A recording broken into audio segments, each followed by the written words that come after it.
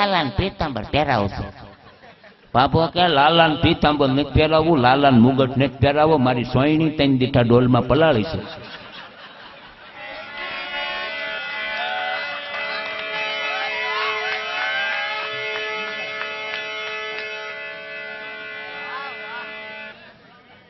એમ લાવો 100 રૂપિયા લ્યો વંશ મોટલા.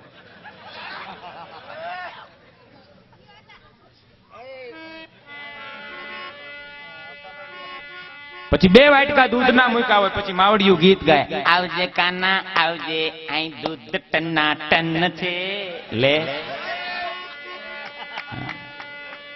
બાપુ કે શું મૂક્યું છે? પાણી નથી મૂક્યું, દૂધ મૂક્યું છે. કે તમારે લાલો પીવે? કે લાલો ન પીવે, અમે ડોસ્યું પી જાહો. તમારે ડોસ્યું નથી પીવું છે, માવડિયું ને તો હું કામ ત્યાં મૂક્યું છે? 35 વર્ષથી મારા જીવનમાં આવી કોઈ દી હારી છાશ મને દીધી નથી. મૂકી દે 2 બોખરા, નો પી જાવ તો હું તારો બાપો નહીં. મતલબ ની દુનિયા જગત જમાડે સુરમાં, વણ મતલબે કોઈ રાબ નો પીર છે રાજ્યા. અને અમુક તમે જુઓ જીવનમાં એટલી બધી આળા ભરી છે અમુક ને જીવનમાં. અમુક દુખી થાય એનું કારણ એ છે કે અમુક આળહુડા, એટલી બધી આળા. અમારા બાજુમાંથી ભાભા એટલા બધા આળહુડા છે ને, હાથે ખાય નહીં, હાથે પીવે નહીં, હાથે હાલે નહીં. એમાં છોકરાને લગ્ન થયા એટલે વહુ ને પછી આ નો ગમે એટલે વહુએ કીધું કે મારે લાજુ કાઢી કાઢીને કામ કરવાનું, તમારા બાપાને ક્યાંક મૂકી આવો. એટલે ટીંગાટોળી પાછા હાલે નહીં, ટીંગાટોળી કરીને વાડીએ મૂકી આવ્યા, ગામ વાડી આમ શેઠાની બારોબાર. 6 વર્ષનો ગુજર ભાગ્યો એટલે 6 વર્ષ પછી છોકરાઓને એમ થયું ગાલો ને બાપા ક્યાં એની ખબર કાઢી. વાતમાં ધ્યાન આપજો, મજા આવશે. 6 જણા ગોતવા નીકળ્યા ને બાપા ક્યાંય ન જડ્યા. 2 વર્ષનો છોકરો હાર્યા હતો ને ઈ ભાળી ગયો કે બાપા ટગલી ડાળે રહ્યા. હે કે મારા દાદા ટગલી ડાળે બેઠા, લીમડાની ટગલી ડાળે ચડી ગયા હતા. એ 4 છોકરા એ બાપાને હેઠા ઉતાર્યા.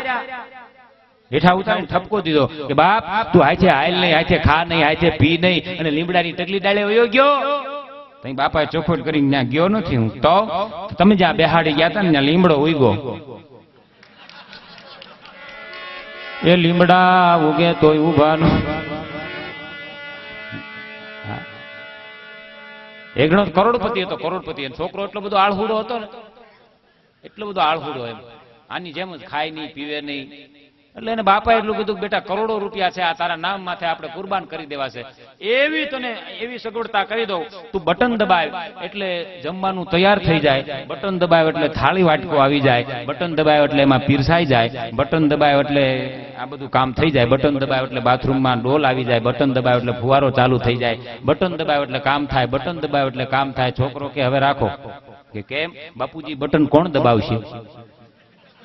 બોલો આને બટનો નથી દબાવવા, એ બીજું કરી હું દે આપણને. હે હા હા, એટલે કીધું છે કે હજી તારા હાથમાં બાજી,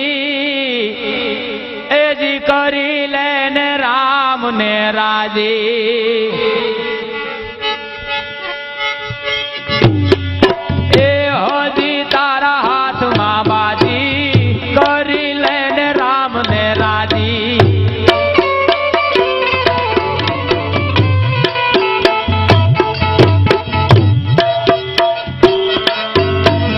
માથાના ધોળાતા એને કાનમાં પડશે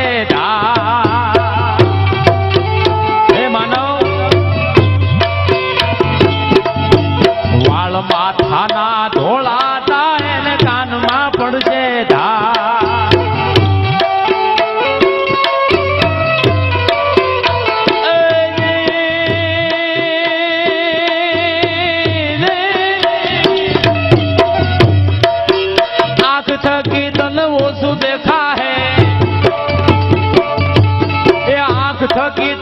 ઓછું દેખા હે, ચાલતા લાગે થાક હજી તારા. એ હજી તારા હાથમાં બાજી, કરી લેને રામ ને રાજી. હજી તારા હાથમાં બાજી, કરી લેને રામ ને રાજી. હજી તારા હાથમાં બાજી, કરી લેને મારા રામ ને રાજી. સંતોએ ભક્તોએ અહીંથી સતવાણીમાં ઉપનિષદોએ કેટલા કેટલા સમજણના અહીંયા દુહા મૂક્યા છે, કેવા ભજન મૂક્યા છે. એક એક ભજનને માણી અને એક એક ભજનને સમજી અને મારા તમારા જીવનને બનાવવાની વાત છે કે હજી તારા હાથમાં બાજી કરી લે ને તું રામને રાજી. આટલું આટલું સમજાવી તોય અમુક એવા માણસો અમુક ઊંધા હાલે. એક ભાઈ શેઠ કરોડપતિ, ગીજુભાઈ કરોડપતિ, નાયખાનો જેને માગ નહીં, એની પાસે કેટલા પૈસા એ પોતાને ખબર નહીં. એ ફાટેલા લુગડા પહેરીને શાકભાજીની માર્કેટમાં આટા મારતો હતો. એટલે ભિખારી ઓળખી ગયો એને. તમે તો શેઠ કરોડો રૂપિયા અને તમે ફાટેલા લુગડા પહેરી અને આ માર્કેટમાં આટા મારો છો, એનું કારણ શું છે? શેઠે જવાબ દીધો, શાક સસ્તું મળે. હે શાક સસ્તું મળે. ભિખારી પાસે 3 નો કટોરો હતો, કે આ લઈ લ્યો મફત મળશે. આહા, કહેવાનો હેતુ એ છે કે જીવન કઈક હારા જીવાઈ જાય એની મજા છે. નકર અમારો કવિ લખે છે કે જીજેના અંતરના એ ઉડાણ નો ઓળખાણા રે મન મેલાયા માનવી રે એ જીજેના અંતરના એ ઉડાણ નો ઓળખાણા રે મન મેલાયા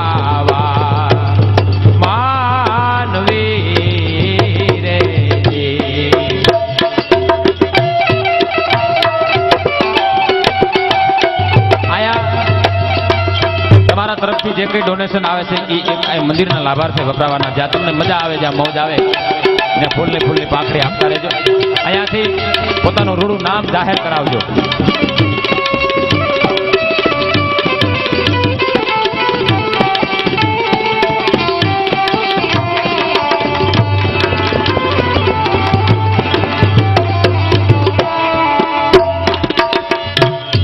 કરે છે કપટ કેવા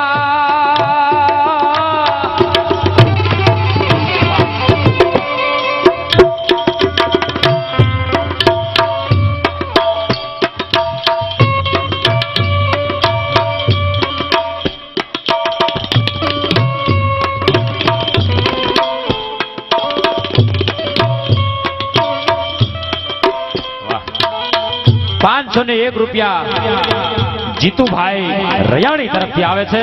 મિત્રો જોરદાર તાલીઓથી એમને આપણે વધાવીએ. તાલીઓથી દાતારોને વધાવજો એટલે કઈક ઉમંગ આવે. મારો બાપ કરે છે કપટ કેવા હીડાએ ના હૈયા હે વારે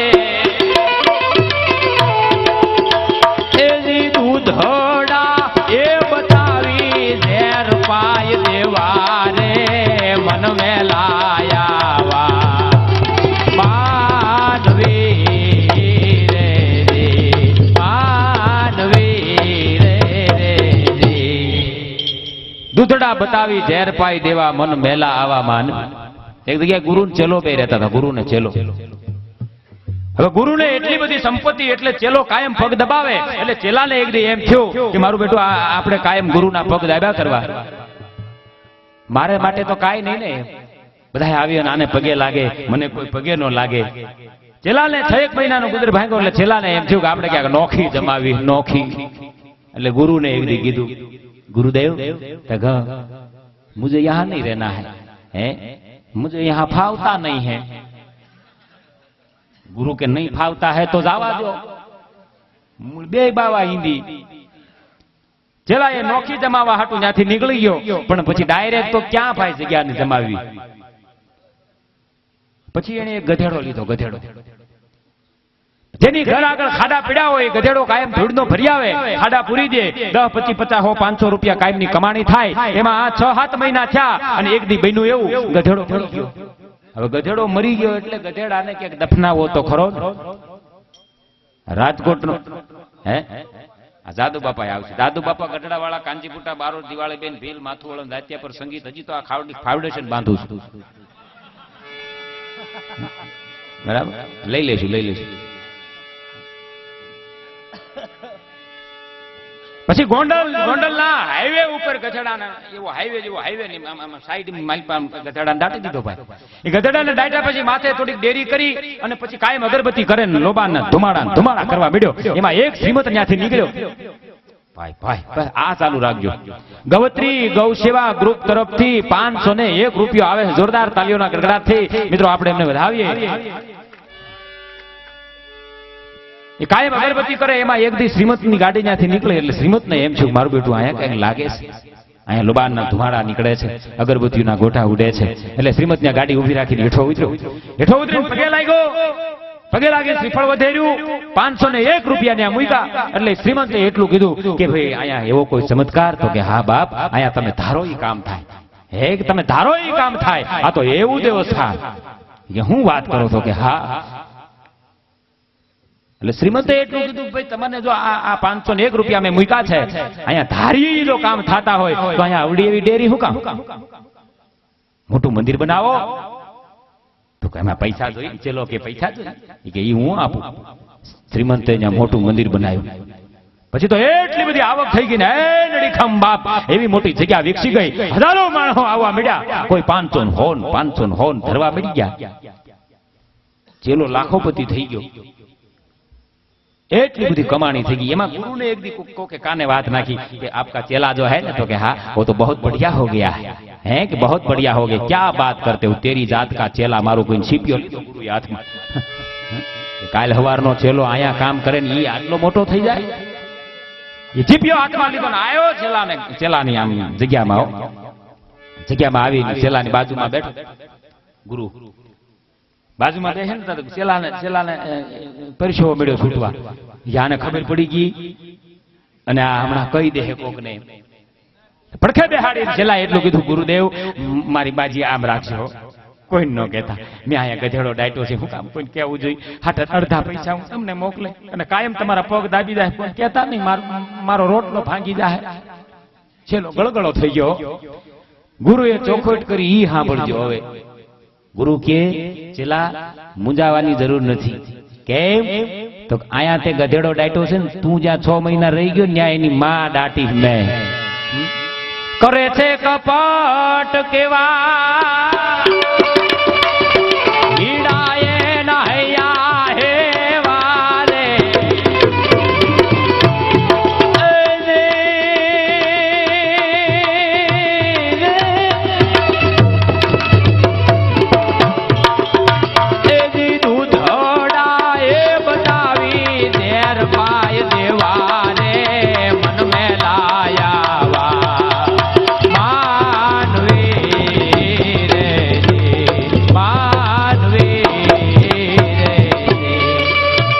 બતાવી ઝેર પાઈ દેવા મન મેલા આવા માનવી. ગાયું હતું ગંગા સતી પાનભાઈ લખ્યું છે કે કળયુગ આવ્યો કારમો અને મર્યાદા નય હોય લગાર. આ ભક્તિ ધર્મ લો પાય જાહે. અરે રે તમે સુણજો નર ને નાર ગુણ ગળજો. એ ગળજો આવ્યો કારમો. અરે રે આ તો મર્યાદા નહીં લગાર. પણ ભક્તિ એ ભક્તિ ધર્મ લો પાય જાહે. અરે રે તમે સુણજો નર ને નાર. કળજુગ આવ્યો કારમો મર્યાદા નહીં લગાર. ભક્તિ ધર્મ લોપાય જાહે. તમે સુણજો નર ને નાર. જ્યાં મર્યાદા હશે ત્યાં રામાયણનું સર્જન હશે અને જ્યાં મર્યાદાનું ઉલ્લંઘન હશે ત્યાં મહાભારત હશે. જ્યાં મર્યાદાની ઉલ્લંઘનની રેખામાં જે પીડા છે ત્યાં રામાયણ સર્જાણી છે. જ્યાં મર્યાદાનું ઉલ્લંઘન થયું છે ત્યાં મહાભારત સર્જાણું છે.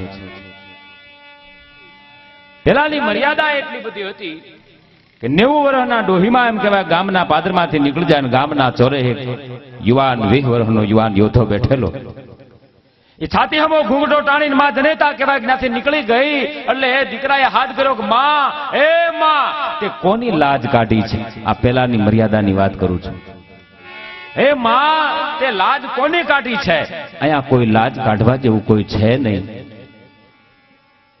90 વર્ષની આ ભારત દેશની આર્ય નારી જવાબ આપે, બેટા દીકરા, મારો બાપ, ગામના પાદરમાં કોઈ લાજ કાઢવા જેવું નથી. તો બાપ મને ખબર છે, અને તું તો મારો દીકરો સમાન છો, મેં તારી લાજ નથી કાઢી. તો માં, તો લાજ કોની કાઢી છે? અને તેથી આ ભારત દેશની આર્ય નારી જવાબ આપે છે, દીકરા, બાપ, ગામના પાદરમાં કોઈ નથી મને ખબર છે, ગામના ચોરે કોઈ બેઠું નથી મને ખબર છે, પણ મેં લાજ કાઢી એનું કારણ એ છે કે તું જે ધોળા પાણા માથે બેઠો છો ને, એ ધોળા પાણા માથે મારા જેઠ આજથી 20 વર્ષ પહેલા બેહતા ને એની લાજ કાઢી. ભલામાં જ્યાં વાતની મજા આવે ત્યાં તાલીનો દાદ આપજો, કારણ કે આ કોઈ બનાવટી વાત નથી.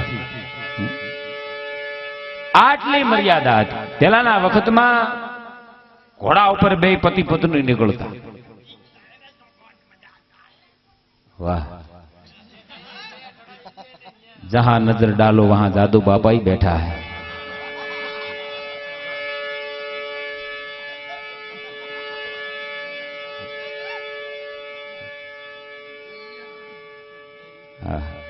કાંઈ વાંધો. પહેલાના વખતમાં ઘોડા ઉપર પત્ની આગળ બેહતી, પુરુષ પાછળ બેહતો અને પત્નીને પકડી રાખતો. અટાણે જમાનો ઊંધો આવ્યો છે, હોંડા વાહન નીકળે, પુરુષ આગળ બેહે, પત્ની પાછળ બેહે, પુરુષને પકડી રાખે, ભાગી જાય. હવે ક્યાંય નહીં જાય બિચારો, હવે તેવો હલવાણો છે. હા,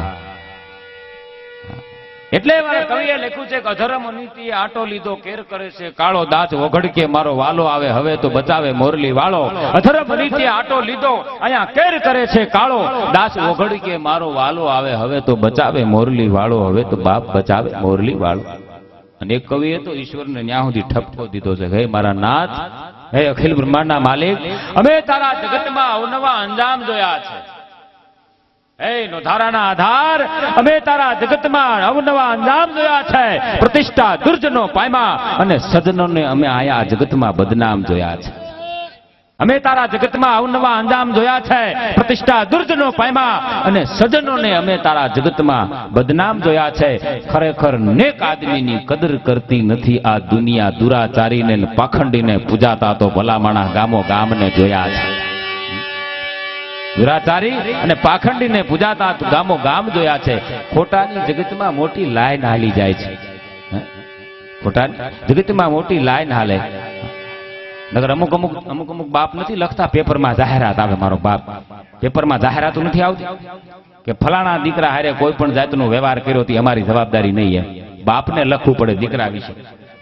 દીકરા તો કેવા હોવા જોઈએ કે એ બે તક પાછ હોય, ખાચ હોય, સદન સપૂત ખાનદાન કા, કર્નલ કપ્તાન હોય, ફौज की कमान હોય, ऐसे ઇજનેર હોય, માપગીરી મેર હોય, કલા બોતેર હોય, વાખેબ કુરાન કા, પિંગલ બચાવતોય બને નહીં પ્રાણ કા. દીકરા એવા હોવા જોઈએ.